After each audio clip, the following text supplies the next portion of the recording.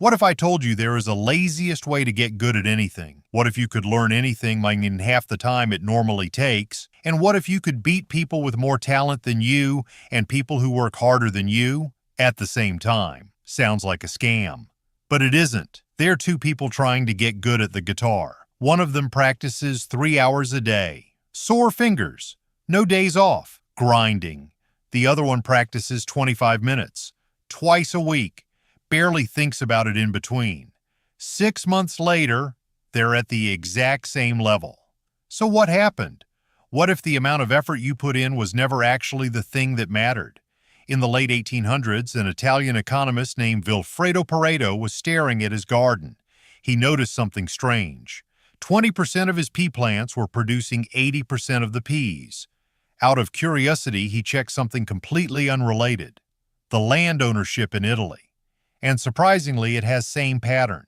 20% of the people owned 80% of the land. That ratio kept showing up. Sales, traffic, even bugs in software centuries later, 20% of the bugs cause 80% of the crashes. And this was the fact.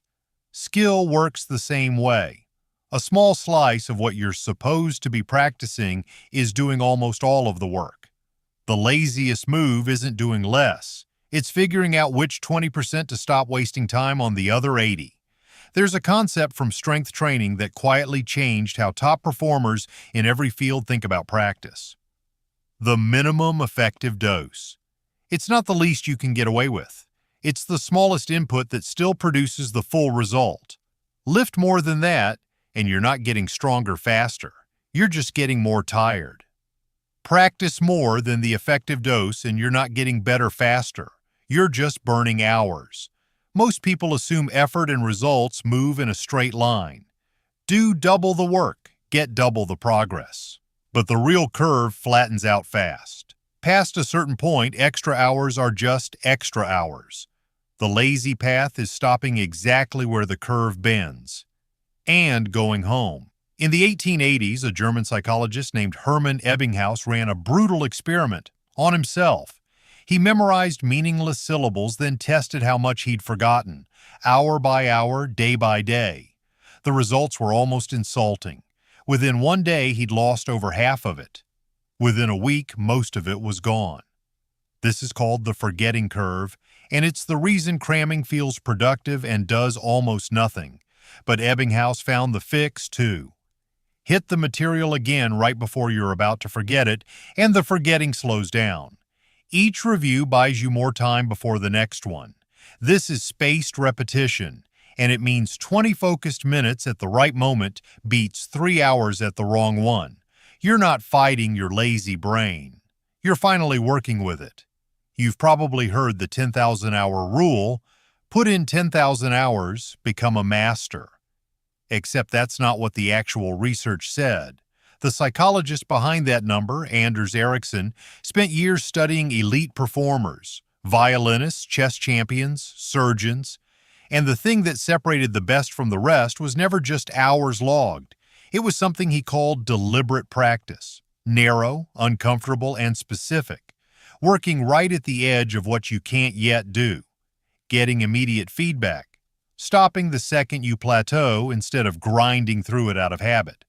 A lazy person doing 30 minutes of this kind of practice will outpace someone doing 3 unfocused hours.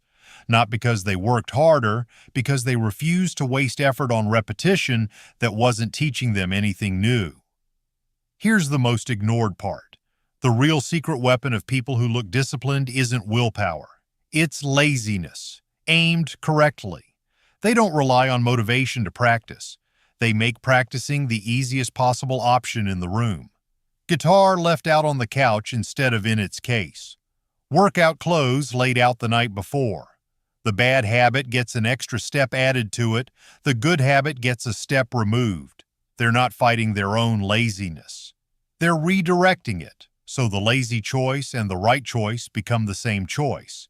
So maybe laziness was never the enemy of getting good at something. Maybe it's the whole method.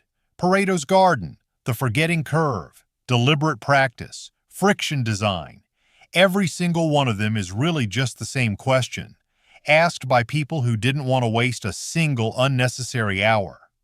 What's the least I can do to get the most out of it? Turns out, the guy practicing 25 minutes twice a week wasn't lazy at all. He just refused to work harder than he had to.